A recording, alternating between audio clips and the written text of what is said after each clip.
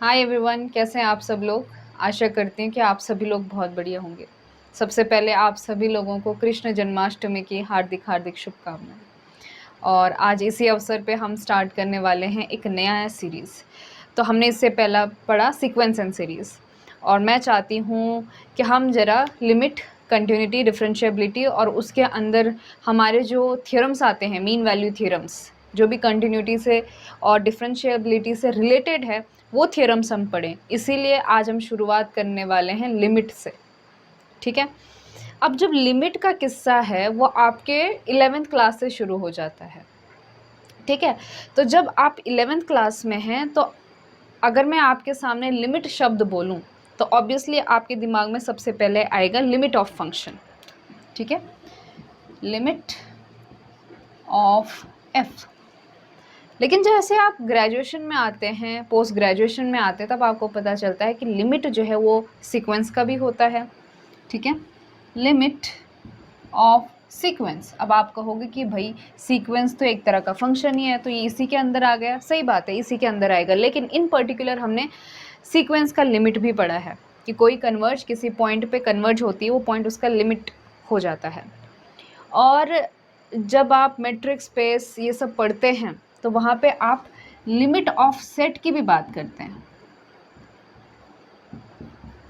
ठीक है, तो कहने का ये मतलब है कि लिमिट कोई बहुत छोटा सा कॉन्सेप्ट नहीं है, ये आपका जो कैलकुलस है उसका बेस है। कैलकुलस की जो शुरुआत है, जब हम कंटिन्यूटी, डिफरेंशिएबिलिटी ये सब पढ़ाते हैं तो शुरुआत ही लिमिट से करते हैं।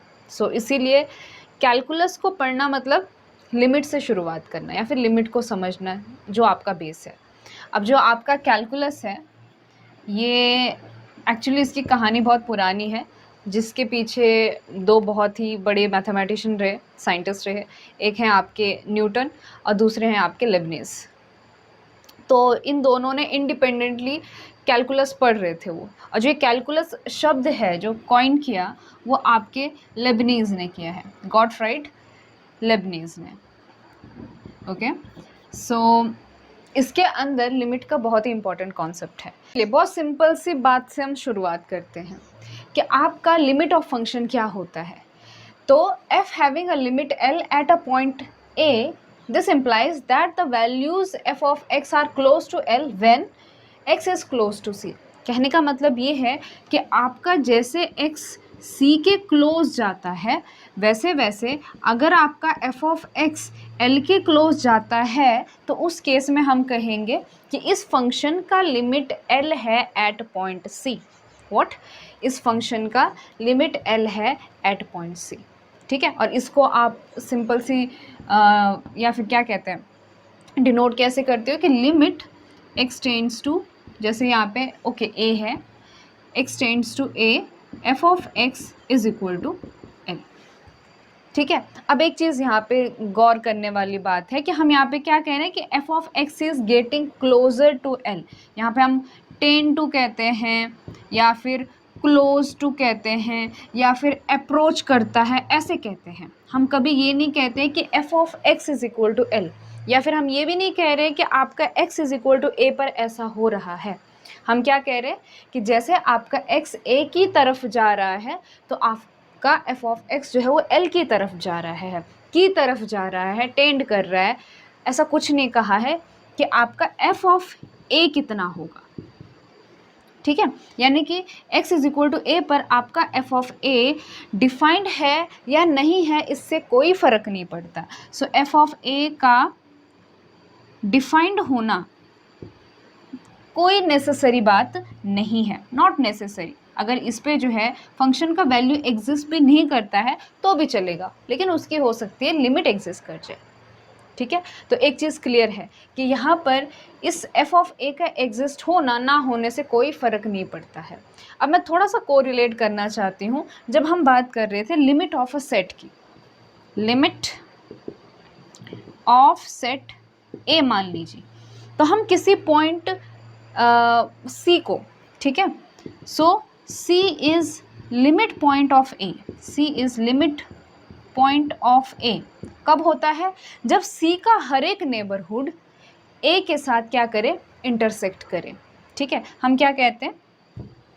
कि सी का फॉर एवरी नेबरहुड, फॉर, अभी मैं फ़िलहाल किस में बात कर रही हूँ, हम जो बात कर रहे हैं वो रियल वैल्यूड फंक्शन की बात कर रहे हैं. So for every neighbourhood of C, कैसा होता है neighbourhood, it is C minus epsilon C plus epsilon. For every neighbourhood of C, C minus epsilon C plus epsilon क्या होगा, there is some intersection, you can say C minus epsilon और सी plus epsilon, और इस ए के intersection कैसा होगा, non empty होगा, कुछ ना कुछ कॉमन होगा. और इसमें एक और इम्पॉर्टेंट बात आती है, एक्सेप्ट सी, यानी क्या कि हम इसमें से जो है सी को निकाल देते हैं. ठीक है, सो यू कैन से कि इस ए में से सी को क्या कर देते हैं, निकाल देते हैं. यानी कि जब हम ए का भी लिमिट पॉइंट डिफाइन कर रहे हैं तो उसमें भी सी का कोई रोल नहीं है, रोल नहीं कह सकती, लेकिन ऐसा ज़रूरी नहीं है कि वो जो सी है उस सेट में होना चाहिए. ठीक है, तो थोड़ा सा आप को रिलेट कर सकते हैं, ऐसा ही इस फंक्शन के साथ. इसको थोड़ा सा और डिफाइन करती हूँ मैं. तो अभी हमने जो बात कही कि आपका जैसे एक्स ए की तरफ अप्रोच करता है, एफ ऑफ एक्स एल की तरफ अप्रोच करता है, तो ये जो अप्रोच शब्द है या फिर ये जो क्लोज टू वाला शब्द है, ये हमने शब्दों में कह दिया. अब इसी चीज़ को हम टेक्निकल शब्दों में लिखना चाहते हैं, टेक्निकल फॉर्म में, मैथमेटिकल सिंबल के रूप में लिखना चाहते हैं. तो उसकी डेफिनेशन जो आप हमेशा से पढ़ते आए हो, ये रही आपकी डेफिनेशन कि F of x is said to tend to a limit L as x tends to A if for each epsilon greater than zero, जहाँ पे एप्सिलॉन कोई पॉजिटिव रियल नंबर है, कितना भी छोटा ले लो. ठीक है, for each epsilon greater than zero there exist delta greater than zero. अगर आप कोई भी एप्सिलॉन ग्रेटर देन ज़ीरो दे दीजिए तो उसके लिए एक डेल्टा ग्रेटर देन ज़ीरो हम एग्जिस्ट करा सकते हैं, और ये डेल्टा इस एप्सिलॉन पर डिपेंड करेगा. यानी कि जैसे एप्सिलॉन चेंज होएगा तो डेल्टा भी चेंज होता रहेगा. ठीक है, सो डिपेंडिंग ऑन डेल्टा. तो कभी किसी बुक में आप देखोगे तो ये डेल्टा फंक्शन ऑफ एप्सिलॉन ऐसा दिखेगा, डेल्टा ऑफ एप्सिलॉन. ठीक है, तो लेकिन हम फिर नहीं लगाते हैं इसको. ठीक है, सच दैट कि mod of F of X minus L is less than epsilon when ever mod of X minus A is less than delta. यहाँ पे ग्रेटर देन ज़ीरो भी लिखा है. इसका मतलब ये हुआ कि आपका एफ ऑफ एक्स किस में बिलोंग करेगा. अगर हम इस मॉड को खोलते हैं तो हम ये कह सकते हैं कि आपका एफ ऑफ एक्स बिलोंग करेगा open interval L minus epsilon से लेकर एल प्लस एप्सिलॉन. ठीक है, और जो आपका फॉर एक्स बिलोंगिंग्स टू, ये कहाँ पे बिलोंग होना चाहिए, आपका ओपन इंटरवल ए माइनस डेल्टा से लेकर ए प्लस डेल्टा. तो जब जब आपका एक्स इसमें बिलोंग कर रहा है तो आपका एफ ऑफ एक्स इसमें बिलोंग करना चाहिए for given epsilon greater than zero. तो उस केस में हम कहते हैं कि आपका जो फंक्शन है वो एल की तरफ अप्रोच करता है. अब मैं इसी चीज़ को थोड़ा दूसरे सेंस में आपको दिखाना चाहती हूँ. ठीक है, कि इसी चीज़ को मैं ये कहूँगी कि मान लीजिए कोई ए जो है आर का सबसेट है. अब क्योंकि यहाँ पे फंक्शन की बात हो रही है, फंक्शन कैसा, रियल वैल्यूड फंक्शन, तो आपका जो फंक्शन होगा वो ए से लेकर किसी सेट से लेकर आर में होगा. ठीक है, तो मान लीजिए ए जो है वो आर का सबसेट है, और अभी हमने बात की कि सेट का भी लिमिट पॉइंट होता है. ठीक है, तो मान लीजिए जो सी है वो ए का क्लस्टर पॉइंट है, इसी को लिमिट पॉइंट कहते हैं. ठीक है, तो क्लस्टर पॉइंट आप समझ गए होंगे कि जिसका नेबरहुड ए के साथ हमेशा इंटरसेक्ट करता है. ठीक है, तो सी का अगर आप कोई भी नेबरहुड लेंगे तो उसका इंटरसेक्शन ए के साथ हमेशा नॉन एम्प्टी आएगा, सी को हटाने के बावजूद भी.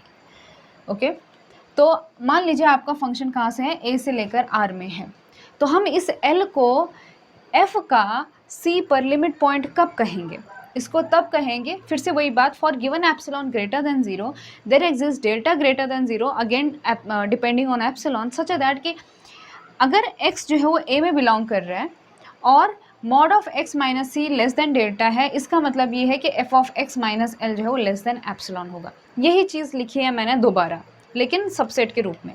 तो इसको मैं इस तरह से रिप्रेजेंट करूँगी कि मान लीजिए, एक तो ये मार्कर भी नहीं चल रहे, मान लीजिए ये आपका सेट ए है और ये है आपका आर सेट, और इसके बीच में है आपका फंक्शन एफ. ठीक है, अब जो ये सी पॉइंट है ये ए का लिमिट पॉइंट है। अब ये सी जो है ना, ये बाहर भी हो सकता है, अंदर भी हो सकता है, क्योंकि हम कह रहे हैं कि जो लिमिट पॉइंट है वो ज़रूरी नहीं है सेट में बिलोंग करे, ठीक है। लेकिन मान लीजिए वो यहाँ कहीं है, आप इसको यहाँ भी लिख सकते हैं, ऐसी कोई दिक्कत की बात नहीं है, ठीक है। तो हम सी का क्या ले रहे हैं, X minus C is less than delta, ठीक है। इसी चीज़ को कैसा लिखा जा सकता है कि x belongs to X C minus delta से लेकर c प्लस डेल्टा। अब ये चीज़ आपके रियल लाइन पे होगी, लेकिन मैं इसको ज़रा 2D में दिखा रही हूँ। तो c माइनस डेल्टा से लेकर c प्लस डेल्टा, एक ऐसा मैं यहाँ पे सर्कल बनाती हूँ जिसका रेडियस कितना है, डेल्टा है, ठीक है। अब जैसे जैसे x इसमें बिलोंग करेगा, यानी कि मान लीजिए ये कुछ पॉइंट्स हैं जो सी को अप्रोच कर रहे हैं, तो ये लिमिट का कॉन्सेप्ट ये कहता है कि अगर मैं इसका फंक्शन लेती हूँ, ठीक है, तो इन्हीं पॉइंट्स का मैं इनको नाम देती हूँ x। तो अगर x जो है वो c को कन्वर्ज कर रहा है, फिर x जो है वो c की तरफ क्लोज जा रहा है, तो उस केस में हमारा f ऑफ x किसकी तरफ क्लोज जाना चाहिए, l की तरफ क्लोज जाना चाहिए। कहने का मतलब ये हुआ कि इन x का जो इमेज लूँगी मैं, वो ऐसे ऐसे कुछ होंगे, और वो किस को कन्वर्ज करेंगे, वो l को कन्वर्ज करेंगे, ठीक है। ये थोड़ी सी सीक्वेंस के रूप में आपको डेफिनेशन दे दी। तो ये हो गए आपका f ऑफ x, ठीक है। ये सारे क्लस्टर पॉइंट किसके अंदर होंगे, ये आपके होंगे, क्या था ये, L माइनस एप्सिलॉन से लेकर L प्लस एप्सिलॉन, यानी कि इस सर्कल का अगर मैं रेडियस बनाऊं तो वो कितना होगा, एप्सिलॉन होगा। तो ये जो छोटा सा सर्कल है ये इस वाले सर्कल पर मैप करेगा। जैसे x जो है वो c को कन्वर्ज करेगा, आपका f ऑफ x जो है वो l को कन्वर्ज करेगा। तो उस केस में हम कहेंगे कि ये जो l है ये f का लिमिट पॉइंट है किस पर, c पर, ठीक है। तो ये एक और कंसेप्ट है आपके लिमिट पॉइंट का। अब सिंपल सी कुछ बातें आती हैं, एक है राइट हैंड लिमिट, दूसरा है लेफ्ट हैंड लिमिट। अब आपको मालूम है कि अगर हम रियल लाइन पे देखें तो इस पॉइंट ए को अप्रोच करने के दो तरीके हैं, या तो मैं यहाँ से अप्रोच करूँ या तो मैं यहाँ से अप्रोच करूँ। यही चीज़ अगर आप कॉम्प्लेक्स के प्लेन में जाते हो, वहाँ पर अगर आप लिमिट का कॉन्सेप्ट पढ़ोगे तो वहाँ पर एक पॉइंट को अप्रोच करने के चारों ओर से, मतलब यहाँ से हर जगह से आप इसको अप्रोच कर सकते हो। तो यहाँ पे इन्फिनाइटली मेनी वेज होते हैं उसको अप्रोच करने के, लेकिन यहाँ पे कितना, दो वे। एक है आप इस साइड से अप्रोच कर सकते हो, ठीक है, और एक इस साइड, मतलब एक जो है आप राइट हैंड साइड से अप्रोच कर सकते हो और एक आप लेफ्ट हैंड साइड से अप्रोच कर सकते हो, ठीक है। तो राइट हैंड साइड में अप्रोच करने पर आपका क्या होगा, जब यहाँ अप्रोच करूँगी मैं तो ए से बड़ी वैल्यू होगी, और अगर पीछे से अप्रोच करती हूँ तो ए से छोटी वैल्यू होगी, ठीक है। सिंपल सी बात है, ये आपने सारे 11th क्लास का कॉन्सेप्ट है, वही चीज़ मैं रिपीट करा रही हूँ। तो सबसे पहले हम बात करते हैं कि limit x tends to a plus, यानी कि हम प्लस वाली साइड से इसको अप्रोच कर रहे हैं, उस केस में इसका लिमिट l होगा।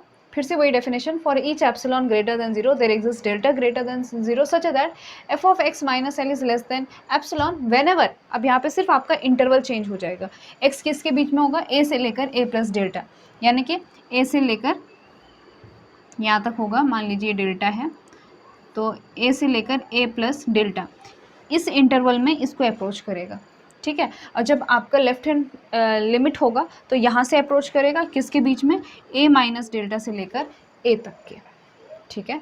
और जब आपका राइट हैंड लिमिट और लेफ्ट हैंड लिमिट दोनों बराबर आ जाते हैं तो हम कहते हैं कि हाँ भाई वो जो आया आंसर राइट हैंड और लेफ्ट हैंड जो भी वो लिमिट आया है वही उस फंक्शन का लिमिट है।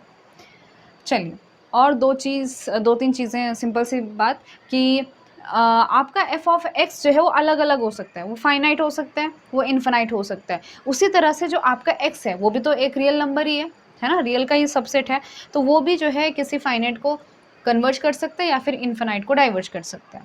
तो उस हिसाब से ये कुछ बातें हैं कि आपका मान लीजिए f ऑफ x जो है वो l को अप्रोच कर रहा है एज आपका x जो है वो इन्फिनिटी को अप्रोच कर रहा है, ठीक है ना। एक सिंपल सा एग्जांपल, जैसे कि limit x tends to infinity 1/x। अब इस केस में आपका 1/x जो फंक्शन है वो 0 को कन्वर्ज कर रहा है यानी कि l को, और x आपका जो है इन्फिनिटी को कन्वर्ज कर रहा है। तो ऐसा केस भी हो सकता है। तो इसके लिए डेफिनेशन क्या होगी कि आप कोई भी एप्सिलॉन ग्रेटर देन 0 ढूंढ दे देंगे तो उसके लिए एक के पॉजिटिव नंबर ऐसा ज़रूर मिलेगा जो एप्सिलॉन पे डिपेंड करेगा, सच दैट कि जब जब आपका F of X minus L का मॉड लेस देन एप्सिलॉन होगा, जब जब नहीं, F of X minus L का जो मॉड है it is less than epsilon for all X greater than equal to K के बाद आप कोई भी वैल्यू ले लीजिए x, तो उसके लिए एफ ऑफ एक्स इस कंडीशन को सेटिस्फाई करेगा, ठीक है।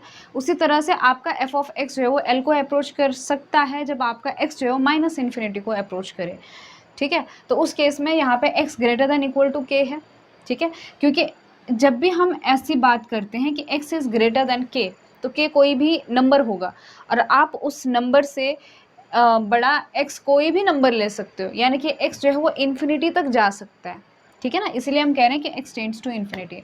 अब इसी चीज़ को अगर उल्टी बात में करना है, यानी कि x tends to minus infinity करना है, तो उस केस में आप ये कहोगे कि x is less than equal to minus K से छोटा नेगेटिव वैल्यू कौन हो सकता है, सबसे छोटा, इट इज़ माइनस इन्फिनिटी, ठीक है। वही बात सेम चीज़ें लिखनी, बस यहाँ पे x less than equal to minus K आ जाएगा। अब ऐसा भी हो सकता है कि जो आपका x है वो किसी फाइनाइट वैल्यू को कन्वर्ज कर रहा हो, लेकिन आपका जो फंक्शन है वो डाइवर्ज कर रहा हो या फिर इन्फिनाइट वैल्यू को अप्रोच कर रहा हो, ठीक है, क्योंकि अभी अभी हमने सीक्वेंस और सीरीज़ पढ़ा है, तो ये डाइवर्ज और कन्वर्ज का कॉन्सेप्ट मुंह में आ रहा है, ठीक है। सो यहाँ पे मुझे कहना चाहिए कि F of x tends to infinity as x tends to a, ठीक है, तो यहाँ पे सही वोकैबुलरी टेंड्स टू है। So for given k greater than zero, एक ऐसा डेल्टा ग्रेटर देन ज़ीरो ज़रूर मिलेगा कि आपका F of x is greater than k for x minus ए का मॉड लेस देन डेल्टा। कहने का मतलब ये है कि आप के कितना भी बड़ा दे दीजिए, आपका एफ ऑफ एक्स जो है वो के से बड़ा आएगा जब जब आपका एक्स माइनस ए जो है वो लेस होगा डेल्टा से, ठीक है। कहने का मतलब ये है कि आपका एफ ऑफ एक्स जो है के से बड़ा होगा, तो के जितना भी बड़ा लेंगे आपका एफ ऑफ एक्स उससे भी बड़ा हो सकता है, तो ज़्यादा से ज़्यादा वो इन्फिनिटी को अप्रोच करेगा। उसी तरह से आपका एफ ऑफ एक्स जो है माइनस इन्फिनिटी को टेंड कर सकता है एज एक्स टेंड्स टू ए, बस यहाँ पे क्या हो जाएगा, यहाँ पे F of x greater than के था, तो यहाँ पे F of X minus K से छोटा हो जाएगा। और लास्ट में ये भी हो सकता है कि x टेंड्स टू इन्फिनिटी और f of x also tends to infinity, और उस केस में जो है यहाँ पे ना एप्सिलॉन का कॉन्सेप्ट आएगा ना डेल्टा, इट विल बी के के रूप में आएगा कि f of x is greater than k for all x greater than equal to k dash. यही चीज़ भाषा यही है कि for given k greater than zero there exist k dash greater than zero such that, ये चीज़, ठीक है। और उसी तरह से आप ये एफ ऑफ एक्स जो है आपका माइनस इन्फिनिटी को भी कन्वर्ट कर सकता है as x tends to minus infinity, बस यहाँ पे क्या आ जाएगा, f of x is less than minus k for all x less than equal to minus k dash, ठीक है। तो ये कुछ सिंपल से कॉन्सेप्ट थे, मुझे नहीं लगता इसमें कुछ बहुत बड़ी बात थी। चलिए आज के वीडियो लेक्चर का एक लास्ट थ्योरम कि जो limit of a function at a point at any point c if exist then it is unique, कि लिमिट ऑफ अ फंक्शन क्या होता है, यूनिक होता है। और ऐसा ही थ्योरम हमने क्या पढ़ा था सीक्वेंस के अंदर कि जो कन्वर्जेंट सीक्वेंस है उसकी यूनिक लिमिट होती है, ठीक है। और ऐसा कुछ नहीं पढ़ा था हमने कि किसी सेट का जो है यूनिक लिमिट होता है, ठीक है। So you should able to connect all these things, ऐसा नहीं है कि हमने एक चीज़ पढ़ ली तो पीछे का भूल जाना है, उसको जो है संभाल के रखना है, क्योंकि और एरियाज़ में हम उसको यूज़ कर सकते हैं। तो इसका सिंपल सा प्रूफ देंगे हम बाय कॉन्ट्रडिक्शन। मान लीजिए कि f के पास f has two limits at point c, ठीक है, और दोनों कैसे होंगे, डिफरेंट होंगे, यानी कि limit x tends to c f of x is equal to l, और दूसरा हम मान लेते हैं कि इट इज़ l डैश, यानी कि limit x tends to c f of x is equal to l dash, और l डैश दोनों बराबर नहीं है। अगर दोनों बराबर नहीं है मतलब इनका mod l minus l dash का जो मॉड होगा वो ग्रेटर देन ज़ीरो होगा। हम फिर से यहाँ पे क्या करेंगे, चालाकी करेंगे कि हम एप्सिलॉन को लेंगे 1/2 mod of l minus l dash. फिर से वही सवाल, यहाँ पे 2 क्यों आ गया, अब वो जैसे आप थ्योरम आगे पढ़ेंगे तो आपको समझ में आ जाएगा, ठीक है। अच्छा, सो एक चीज़ यहाँ पे दूसरी बात ये कि इस पे हम थोड़ा सा डेफिनेशन लगा देते हैं कि आपका एफ ऑफ एक्स जो है वो एफ ऑफ एक्स का लिमिट एल है, ठीक है।